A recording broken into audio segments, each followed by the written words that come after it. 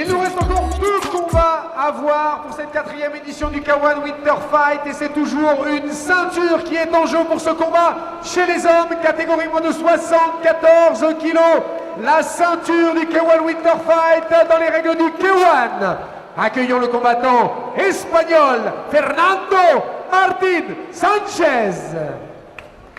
Il en reste 2, Mitch, dans cette soirée. 2 combats pour les Français pour tenter de ne pas rentrer bredouille ou ne pas rester bredouille à la maison, puisqu'en l'occurrence ce sont les Français qui accueillent encore une fois nouveau combat, cette fois-ci franco-espagnol, entre donc l'Espagnol qui est en train d'entrer sur ce ring, Fernando Martín Sánchez, et il sera opposé au Français Madické Camara. Madické Camara.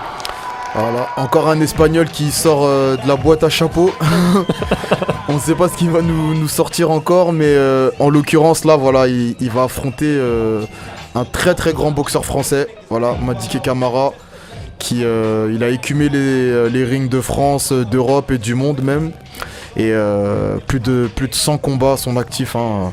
C'est vraiment un champion qui a été récompensé pour toute sa carrière, un champion d'Europe ISCA. Il a été plusieurs fois champion de France aussi. Donc c'est un ancien, comme on dit chez nous vraiment, mais qui n'est pas encore rangé au placard. Donc je pense qu'il a bien préparé ce combat. Et j'espère vraiment qu'il va nous revenir avec une boxe beaucoup plus offensive et qui va nous ramener la victoire surtout. C'est ça qu'on a besoin là. Un palmarès long comme le bras, Madické Camara, tu l'as dit, plus de 100 combats, 116 pour être précis, 79 victoires, 36 ans. L'Espagnol un peu plus jeune, 28 ans, mais déjà aussi un beau palmarès, 39 combats, 30 victoires. Deuxième ceinture de la soirée qui est mise en jeu, on bascule dans la catégorie des moins de 74 kilos. Pour la petite anecdote, Madické Camara qui est un très grand ami à moi, hein, vraiment ça fait presque une quinzaine d'années qu'on se connaît. On a parcouru les rings ensemble, on a combattu ensemble. Il a eu un petit moment dans sa carrière où c'était un petit peu compliqué, hein, comme tout combattant peut connaître. On a un moment où on ne sait plus trop où est-ce qu'on en est. Mais malgré ça, je lui tire mon chapeau parce que vraiment, il a jamais abandonné. Il s'est toujours entraîné, il n'a jamais succombé à la pression de l'échec et c'est ce que j'admire chez lui, c'est que c'est un vaillant et je pense que là aujourd'hui il revient d'après ce qu'on voit avec des ambitions différentes de ce qu'on a connu sur les combats précédents.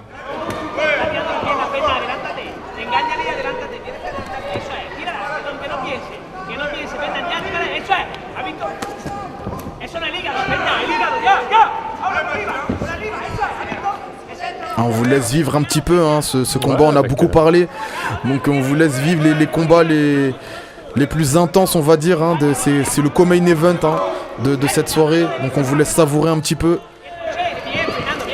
Le son des frappes, le petit coaching en espagnol du coin aussi. Que je ne vais pas traduire, hein, je vous laisse tranquille. Autre anecdote, Madické Camara qu'on a vu rentrer avec le maillot du PSG, il me semble floqué derrière Takam.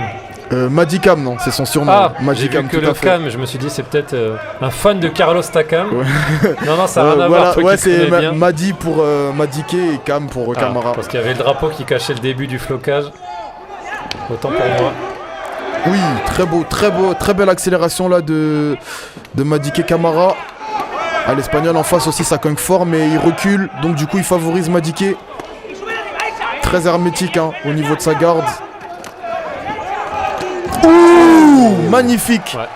Magnifique ce bras arrière là, ça méritait même un petit compte je pense. Superbe droite là. Il a vraiment tout mis là dans le bras arrière.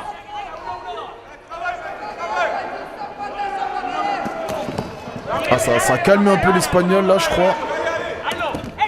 Vous avez pu voir la puissance grâce à notre caméra ring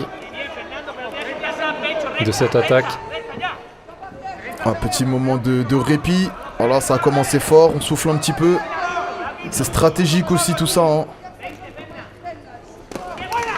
attention à ce cross là de l'Espagnol.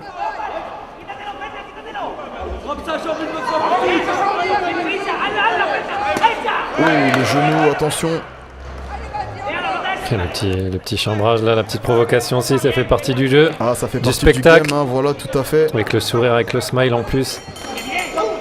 De Madické Camara, attention là quand même. Il y a beaucoup de combattants qui aiment bien se chambrer comme ça. Il faut pas voir ça comme un manque de respect ou quoi. Des fois ça nous galvanise un petit peu.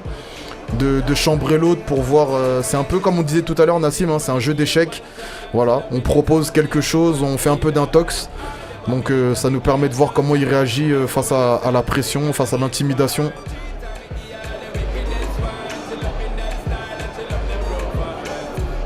Merci vraiment à notre réalisateur hein, pour ces beaux ralentis. On peut voir là vraiment la puissance. Je pense que là, ce qu'on va voir le bras arrière. Là, non, c'est pas là sur cette action. Ah si, là, boum. Ah, c'est celui-là, ouais. Ah ouais, vraiment plein menton. Qui fait clairement vaciller l'Espagnol. Comme tu dis, on n'est pas passé loin du compte sur ce coup-là. Ah là, voilà, c'est bon. L'attitude, il s'est relevé vite. Mais voilà, c'est 50-50.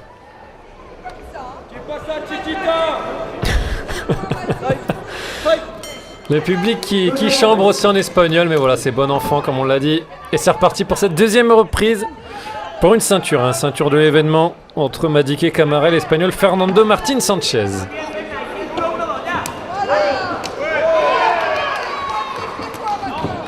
Ça continue de claquer fort hein, sur Canal Atlas Fight.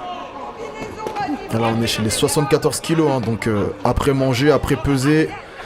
On doit être aux alentours des 76-77 facile. Donc oui, ça cogne fort, effectivement.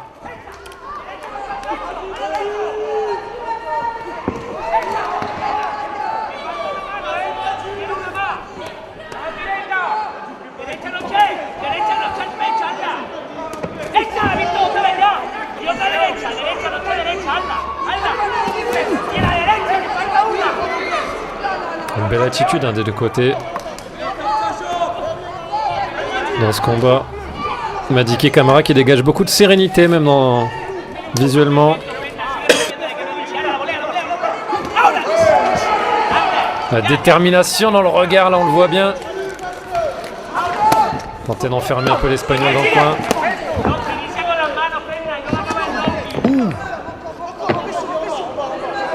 Ouais, il occupe beaucoup le centre du ring, hein, Madické. On demande beaucoup à Madické de mettre la pression.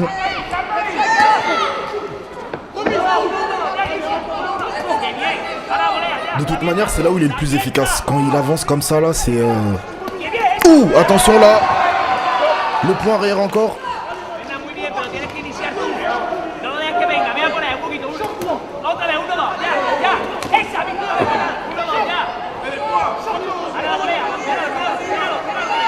Les dernières secondes de cette deuxième reprise. De ce que je comprends là, du coin espagnol, on lui dit de pas trop reculer en ligne. Mais il a un petit peu du mal à... Le fait que Madické avance comme ça constamment sur lui, c'est très difficile au niveau du pressing là qu'il lui met. Ouais, qui jauge bien la distance avec son bras gauche là, Madické depuis tout à l'heure on le voit. Il lui laisse pas un mètre, hein, clairement, il est tout le temps sur lui.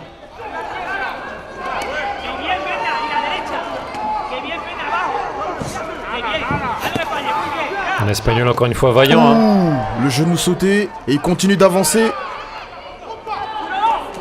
Ah, le low kick derrière. Madické qui commence à faire mal. Ah, l'espagnol marqué, on le voit. Hein. Ça va commencer à payer. Au niveau de la cuisse gauche notamment. Puis ce qui est bien, c'est qu'il est aussi très hermétique au niveau de sa garde. Donc ça lui permet d'avancer vraiment en toute protection. Enfin, il concède quand même pas grand chose à l'espagnol. Hein. Madické Camara pour le coup. Ah, c'est dans les gants. Ouais, c'est dur de le toucher, hein. C'est dur de l'attraper. Et c'est lui qui a le dernier mot avant la sonnerie. Et si c'était lui qui sauvait l'honneur de la France dans cette soirée où pour l'instant, je le rappelle, les Français sont bredouilles pour l'instant. Il est bien parti dans ce combat, mais il reste une troisième et dernière reprise pour Madické Camara face à l'Espagnol Fernando Martín Sánchez. Ah oui, pour l'instant, il prend clairement les deux premiers rounds. Hein. Ça, c'est pas discutable. Donc maintenant, à voir l'attitude qu'il va adopter dans le troisième. Je pense qu'il est assez conscient de par son professionnalisme qu'il est devant. Donc faut peut-être pas prendre de risques. Le combat est maîtrisé. On sait que l'adversaire va tout faire pour gagner. Donc c'est souvent là qu'on s'expose à des contres. Donc voilà, rester vigilant. Pas prendre de risques. S'il maintient son rythme et à la limite même s'il perd ce round, c'est quand même gagné pour lui. La dernière reprise entre les deux hommes dans ce combat international franco-espagnol. Le crochet derrière. On voit toute la détermination là dans son regard, l'engagement qu'il met. y a une forme de rédemption, hein, si je peux me permettre, sur ce combat de Madiké. Je pense qu'il est un petit peu aussi touché, on va dire frustré de ce qui se disait à ses propos, comme quoi il était fini, etc. Et là, je pense qu'il est en train de le prouver de la meilleure des manières contre un combattant étranger, d'une délégation vraiment de bons combattants, hein, mais il montre que voilà, 36 ans, toutes ses dents, il est toujours là. Il faut pas l'enterrer trop vite. Il fait un très beau combat. On peut voir, hein, moi je trouve je le trouve vraiment bien préparé. Parce qu'il a mis un rythme d'enfer là depuis le premier round, il fait que avancer. Il a affûté, hein, ça se voit aussi physiquement. Ah oui, non mais là c'est du grand Madiké là. Là on est vraiment au top, hein, que ce soit physique ou au niveau de l'endurance même et de la puissance. On retrouve ce qu'on voyait il y a quasiment une dizaine d'années même, hein, où il était vraiment au meilleur de son niveau, au niveau national et international. Ouais, ça fait plaisir à voir. Et puis l'Espagnol, hein, qui continue son moonwalk là, il est tout le temps en train de reculer, il produit pas assez pour s'imposer, hein. C'est lui qui doit en faire plus sur ce troisième. En a-t-il les moyens? C'est la question qu'on peut certainement se poser et que doit se poser son camp. Hein. Ouais, ce travail de low kick, de jambes, middle, il varie toutes les zones. Il est pas dans la gestion, hein, il continue d'avancer. De mettre la pression. Pour une décision claire et nette à la fin. Ah, il veut rien laisser au juge, hein. De toute manière là il veut vraiment s'imposer de manière nette et claire. Très hermétique, on voit, hein. Il n'y a rien qui passe.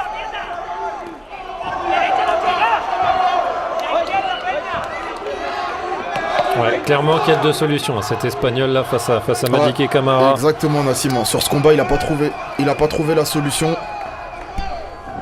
Il était constamment sur le reculoir en train de réfléchir et ça l'a pas aidé.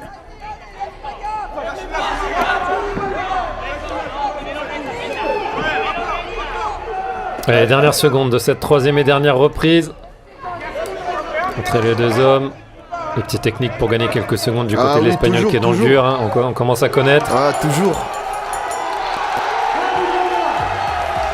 Fin du combat. Et quel combat entre Madiké Camara et l'Espagnol Fernando Martín Sánchez. Alors les deux combattants évidemment au bluff, hein. On la connaît aussi cette technique-là. Oui, on la connaît celle-là aussi, hein. Tu lèves les deux bras, tu vas dans le coin. On cherche à influencer les juges, mais on voit comme pas flou. Si t'avais gagné.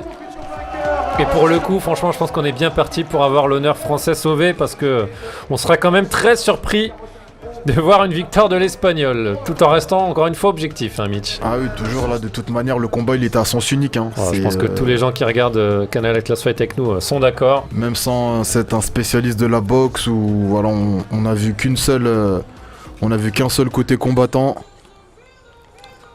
Il a été agressif tout le combat, il a littéralement marché sur son adversaire, hein, pendant les 3 rounds, même au niveau de la fraîcheur physique, ça avait rien à voir. Donc je pense qu'on peut difficilement mettre l'Espagnol gagnant, mais bon, on a déjà vu des trucs bizarres. Donc, mais je ne pense pas. 14 kilos du K1 Winter Fight, le coin rouge, Madiké Camara. Logique évidemment respectée malgré le coup de bluff de l'Espagnol à la fin, mais ça fait également aussi partie du jeu. Deuxième ceinture donc de cette soirée, elle sera enfin autour de la taille d'un Français, j'ai envie de dire, puisque pour l'instant on était un petit peu en déroute face aux Espagnols et même à l'Italienne. Victoire donc de Madiké Camara face à Fernando Martín Sánchez, le vétéran de 36 ans qui terrasse le jeune de 28 ans. Tu pourras le féliciter de notre part, donc ton ami Madiké Camara. J'y manquerai pas. Avec cette très belle ceinture, hein, proposée par l'organisateur. Et félicitations, on peut le dire, pour le coup, aux deux combattants.